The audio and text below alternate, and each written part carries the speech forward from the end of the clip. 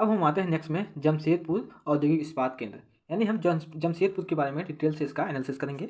जैसे 1947 से पूर्व भारत में केवल एक इस्पात केंद्र था। आपको इसको नोटिस करना है कि सबसे पहले जो इस्पात केंद्र था वो कौन था, तो आप बोलोगे Tata iron and steel company limited, जो कि टिस्को है। ये हमारी जब शुरू में इसको खोला गया था तो ये निजी स्वामित्व में थी, लेकिन स्वतंत्रता के बाद सरकार ने यह कार्य अपने हाथों में ले लिया और बहुत से लोहा इस्पात जो संयंत्र है उसको स्थापित किया। अगर हम बात करें तो कौन कौन से हैं, जैसे आता है झारखंड में स्वर्णरेखा और खरकई नदियों के संगम के समीप साकची में सन 1907 में टिस्को की शुरुआत हुई थी। यहाँ बात किया है कि जो टिस्को की शुरुआत है वो कब शुरू की गई थी, तो आप बोलोगे 1907 में इसको। और कहाँ पे, तो झारखंड के स्वर्णरेखा नदी और खरकई नदियों के संगम पे, ठीक है। बाद में साकची का नाम बदलकर जमशेदपुर रखा गया।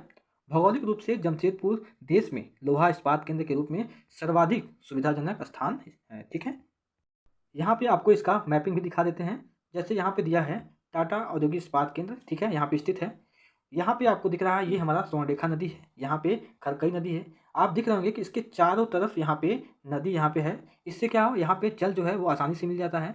यहाँ कई प्रकार के झील भी हैं, जैसे आपको दिख रहा होगा कि यहाँ पे डिमना झील आपको दिख रहा होगा, ठीक है। यहाँ पे चिड़ियाघर आपको दिख रहा होगा, ठीक है। यहाँ पे गोल्फ कोर्स भी दिख रहा होगा। तो इस तरह से, और यहाँ पे ट्रांसपोर्टेशन सिस्टम के लिए यहाँ पे टाटा रेलवे स्टेशन भी यहाँ पे बनाया गया है। यानी जहाँ जो माल यहाँ पे उत्पादन होगा, माल का उत्पादन, उसको ट्रांसपोर्टेशन के जरिए एक स्थान से दूसरे स्थान तक यहाँ पे भेजा जाएगा।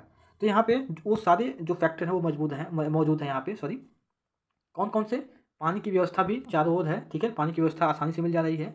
यहाँ पे जो ट्रांसपोर्टेशन सिस्टम है वो भी काफ़ी मजबूत है। यहाँ पे जो श्रम हो गया वो भी काफ़ी आसानी से मिल जाता है, क्योंकि बिहार झारखंड छत्तीसगढ़ के जो लोग हैं वो यहाँ पे आके काम करते हैं। यहाँ पे जो पूंजी है वो भी यहाँ पे लग जा रहा है, ठीक है। तो इस तरह से हम देखेंगे कि यहाँ पे एक सुटेबल स्थान है। पूरे भारत में सबसे महत्वपूर्ण स्थान की बात करेंगे तो ये हमारा यही है, जमशेदपुर, ठीक है। यहाँ पे सुटेबल स्थान है जहाँ पे इस प्रकार के उद्योग को हम स्थापित कर सकते हैं। साकजी को कई कारणों से इस्पात संयंत्र स्थापित करने के लिए चुना गया।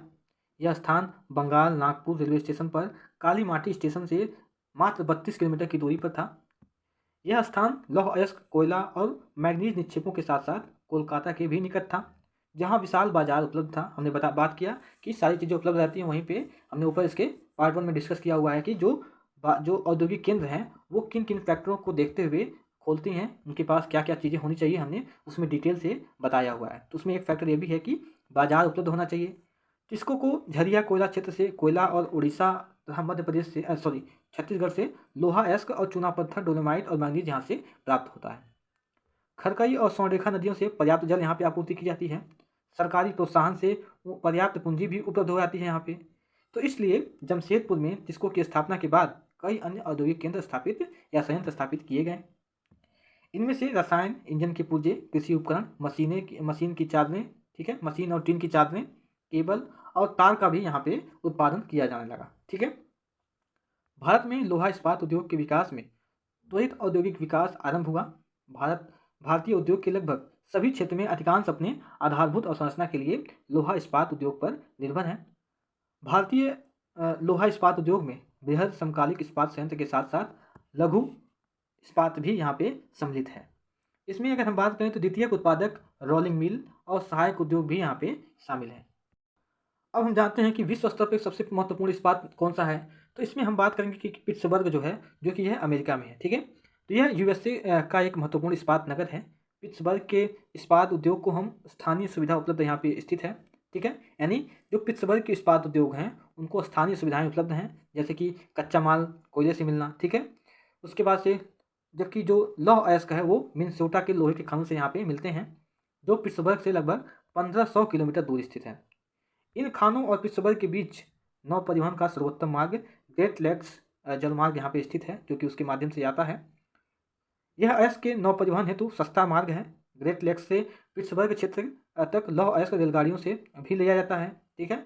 उसके बाद से क्या होता है, अगर यहाँ पे हम बात करें कि जल के लिए क्या उपलब्ध है, तो ओहियो, मोनोगहेला और एल्गनी नदियाँ यहाँ पे पर्याप्त मात्रा में जल यहाँ पे दे देती हैं इस इंडस्ट्री को, ठीक है।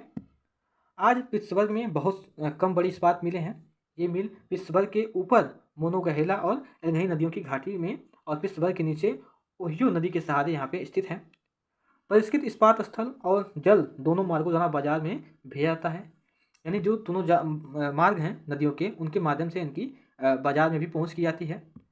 पिट्सबर्ग क्षेत्र में इस्पात मिलों के अतिरिक्त कई अन्य कारखाने हैं। ये रेल पटरी उपकरण और भारी मशीनों के उत्पादन में इस्पात का प्रयोग कच्चे माल के रूप में करते हैं। ठीक है, यहाँ पे एडिशनल फैक्ट दिया हुआ है कि जो ग्रेट लेक्स के नाम से सुपीरियर, ह्यूरियन, ओंटारियो, मिशिगन और ईरी यहाँ पे क्या है, ये झील है। कहाँ पे, यूएसए और कनाडा के बीच में इस प्रकार की झीलें यहाँ पे पाई जाती हैं, जो कि हैं सुपीरियर, ह्यूरन, ओंटारियो, मिशिगन और ईरी।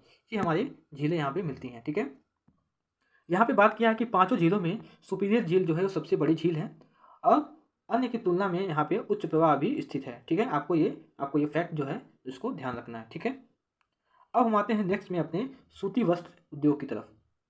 धागे से कपड़े की बुनाई एक प्राचीन कला है। कपास, ऊन, सिल्क, जूट और पशम का प्रयोग वस्त्र निर्माण में होता है, आपको पता ही है। उपयोग में लाए गए कच्चे माल के आधार पर वस्त्र उद्योग का वर्गीकरण किया जा सकता है। रेशे और वस्त्र उद्योग के कच्चे माल हैं। रेशे प्राकृतिक या मानव निर्मित हो सकते हैं। प्राकृतिक रेशे ऊन, सिल्क, कपास, लिनन और जूट से प्राप्त होते हैं। ठीक है, और मानव निर्मित रेशे होते हैं उनमें क्या क्या है, उसमें नायलॉन, पॉलिएस्टर, एक्रिलिक और रेयान इसमें शामिल हैं। कई बार मल्टीपल वाले एग्जाम पूछ लेता है कि जो प्राकृतिक रेशे हैं उनमें कौन कौन से हैं, तो प्राकृतिक रेशे में हमारे यही हैं, ऊन, सिल्क, कपास, लिनन और जूट। और वहीं हम बात करें कि मानव निर्मित रेशे में, तो हमारा नायलॉन, पॉलिएस्टर, एक्रिलिक और रेयान इसमें शामिल है। ठीक है,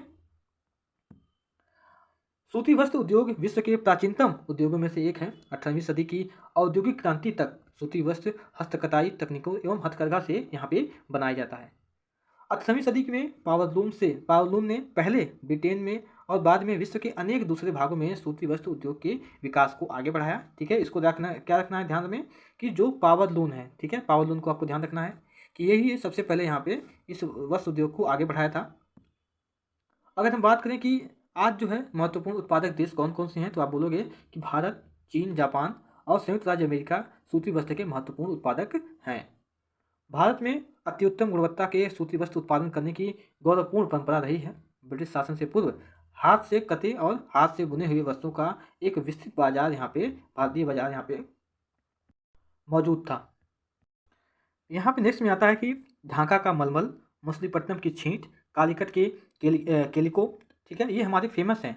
कई बार पूछ लेता है कि कौन से सूती वस्त्र यहाँ पे फेमस हैं, तो ढाका में अगर बात करेंगे तो मलमल, मछलीपट्टनम की छींट, कालीकट के केलिको और बुरहानपुर का क्या है यहाँ पे। ठीक है, बुरहान जो है सूरत और बड़ौदा के सुनहरी जरी के काम वाले सूती वस्त्र गुणवत्ता और डिजाइन के लिए विख्यात हैं। ठीक है, विश्व विख्यात हैं। लेकिन हाथ से बने होने के कारण सूती वस्त्र का उत्पादन महंगा और बनने में काफ़ी अधिक समय लगता है। इसलिए परंपरागत सूती वस्त्र उद्योग पश्चिम के नए वस्त्रों से मिलने से उसकी प्रतिस्पर्धा नहीं कर सका। यानी कि जो पश्चिम के उत्पादक देश हैं हमारे यूरोप के, उनमें जब इस प्रकार के वस्त्रों का उद्योग शुरू हो गया, तो इससे हमारा जो देश का वस्त्र उद्योग है उससे प्रतिस्पर्धा नहीं कर सका। क्यों नहीं कर सका? क्योंकि यहाँ पे बड़ी बड़ी मशीनरी के जरिए इस प्रकार के वस्त्रों का उद्योग वस्त्र जो है बनाए जाते थे, और हमारे यहाँ हाथों से इस प्रकार के वस्त्रों का उत्पादन होता था। तो मशीन से काफ़ी हज़ार मात्रा में एक साथ यहाँ पे वस्तुओं का उत्पादन होता है। यहाँ पे कई साल और महंगा भी होता है, समय भी लगता है, इसलिए प्रतिस्पर्धा नहीं कर पाए। ठीक है, अब यहाँ पे बात आती है कि जो यहाँ पे दिया हुआ है कि जो सस्ते व अच्छी गुणवत्ता वाले वस्तुओं का निर्माण यंत्रीकृत औद्योगिक यूनिट से यहाँ पे किया जाता है। सबसे पहली सफल यंत्रीकृत वस्त्र मिल मुंबई में 1854 में स्थापित किया गया था। इसको भी आपको नोटिस करना है कि सबसे पहले जो मिल स्थापित की गई थी वो 1854 में मुंबई में स्थापित की गई थी भारत में। उष्ण आर्द्र जलवायु, मशीन आयात के लिए पत्तन, कच्चे माल की उपलब्धता और दक्ष श्रमिक इन प्रदेशों में इस उद्योग के द्रुत फैलाव में सहायक रहा। ठीक है, यानी यहाँ पे मुंबई में हमारे पत्तन भी मौजूद थे। यहाँ की जलवायु भी काफ़ी ठीक थी, उसके अनुकूल थी। यहाँ मशीन का भी आयात निर्यात होता था मशीनों की सहायता से, और यहाँ पे श्रमिक भी यहाँ पे आसानी से उपलब्ध होते थे, इसलिए यहाँ का विकास हुआ। प्रारंभ में यह उद्योग महाराष्ट्र और गुजरात राज्य में अनुकूल आर्द्र जलवायु के कारण यहाँ पे पनपा, लेकिन वर्तमान में आर्द्रता कृत्रिम रूप से उत्पन्न की जा सकती है और कच्ची जो कपास है वो शुद्ध होती है एवं वस्त्र उत्पादन प्रक्रियाओं में इसका वजन भी कम नहीं होता है। ठीक है, इसलिए यह उद्योग भारत के विभिन्न भागों में फैल गया। कहाँ कहाँ? कोयम्बटूर, कानपुर, चेन्नई, अहमदाबाद, मुंबई, कोलकाता, लुधियाना, पांडिचेरी और पानीपुर जैसे कुछ क्षेत्रों में इसका फैलाव हो गया। यहाँ पे एडिशनल फैक्ट दिया हुआ है, क्या है कि देश की प्रथम वस्त्र उद्योग 1818 में कोलकाता के समीप फोर्ट गैलेस्टर में स्थापित की गई थी, लेकिन कुछ समय बाद इसको बंद कर दिया गया था। इसको आपको नोटिस करना है। ठीक है, यहाँ पे अगर हम बात करें कि विश्व स्तर पर जो प्रमुख वस्त्र उद्योग विनिर्माण प्रदेश हैं वो कौन कौन से हैं, तो यहाँ पे जो आपको ब्लैक कलर का दिख रहा होगा यहाँ पे, ये हमारे वस्त्र उद्योग केंद्र हैं। अगर हम एशिया की बात करें तो यहाँ पे चीन में भी आपको दिखाई देगा, ठीक है, भारत में आपको दिखाई दे रहा है यहाँ पे, ठीक है। यहाँ पे जो हमारे ताइवान हो गया, सिंगापुर एरिया में भी इस प्रकार के औद्योगिक केंद्रों को स्थापित किया गया है। चीन में, जापान में भी इस प्रकार के औद्योगिक केंद्र हैं। यहाँ पे उत्तरी अमेरिका में भी आपको दिख रहा होगा कि ये तमाम प्रकार के औद्योगिक केंद्र हैं। अगर हम वहीं यूरोप की बात करें तो यूरोप में भी आपको यहाँ पे दिख रहा होगा, ठीक है, और यहाँ पे ब्राज़ील में भी दिख रहा होगा। तो इस प्रकार हमने देखा मैप के जरिए कि कहाँ-कहाँ औद्योगिक केंद्र के रूप में जो सूती वस्त्र उद्योग है वो स्थापित किया गया है।